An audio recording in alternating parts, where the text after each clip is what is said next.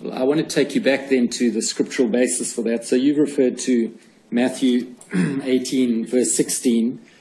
And as I understand it, and correct me if I'm wrong, that in turn really is a reference back to Deuteronomy 19, verse 15. In other words, what Jesus Christ was doing is referring back to that aspect of Mosaic law dealing with evidence.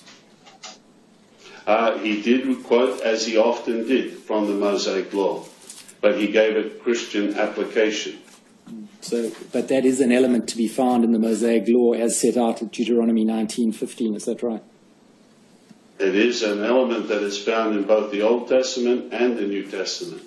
Now, what I'm interested in is, and perhaps you can help me on this, is that why that applies to a case of sexual assault when clearly what was being addressed in the reference in Matthew that you gave us was not a question of sexual assault. Yes, if I can just clarify that a little further then. There are basic principles that the Bible highlights, and I can give you 2 Corinthians 13, verse 1.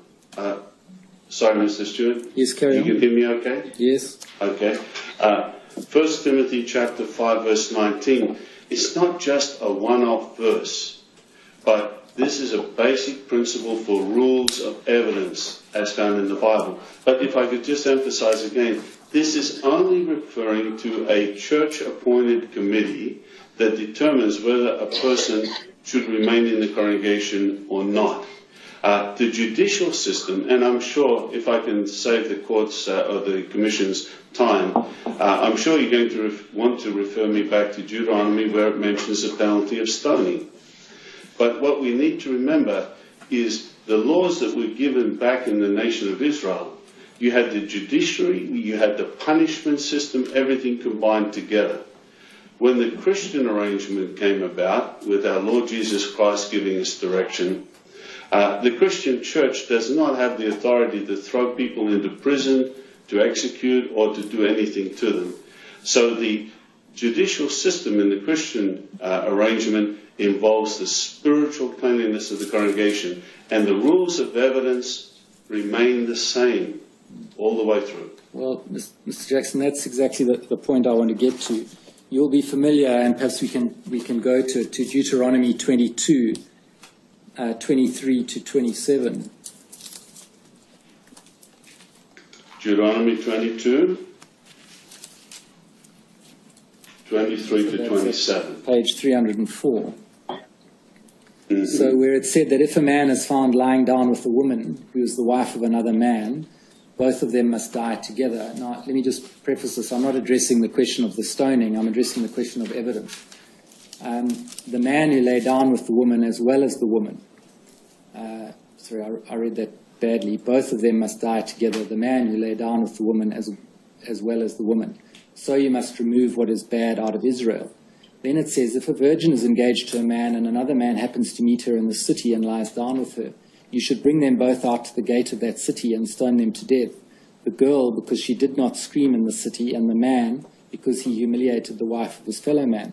So you must remove what is evil from your midst.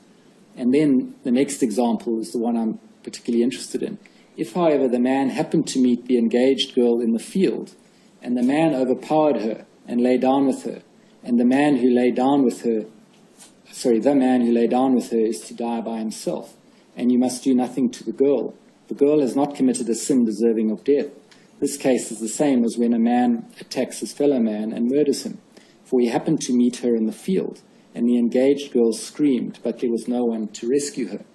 So the point of this last example is that there's no second witness, is there? Because the woman's in the field, she screamed, but there was no one to rescue her. Do you accept that?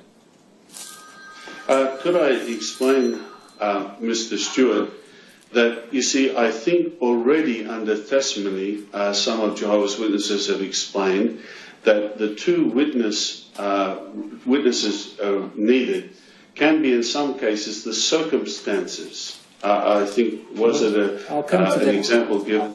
I'll come to that, Mr. Jackson. Okay, so we'll get through this a lot quicker and easier if we just address it one step at a time. So, okay. the present step. So the answer to your question. The present step is Sorry. this: is that in that example you accept it's a case where there was no other witness beyond the woman herself. There was no other witness except the woman herself, but added to that were the circumstances. Yes, well, the circumstances were that she was raped in the field. Mm-hmm. And, yes, but they were circumstances. and it was sufficient, there being only one witness, it was nevertheless sufficient for the conclusion that the man should be stoned to death. Mm-hmm. Yes. Now, is it... I think we're agreeing on the point. Yes, is it not the case that had Jesus been asked about a case of sexual abuse, he may have referred back to this part of Deuteronomy and said that it's not required to have two witnesses? I certainly would like to ask Jesus that, and I can't at the moment. I hope to in the future. But that's a hypothetical question which if we had an answer, then we could support what you said.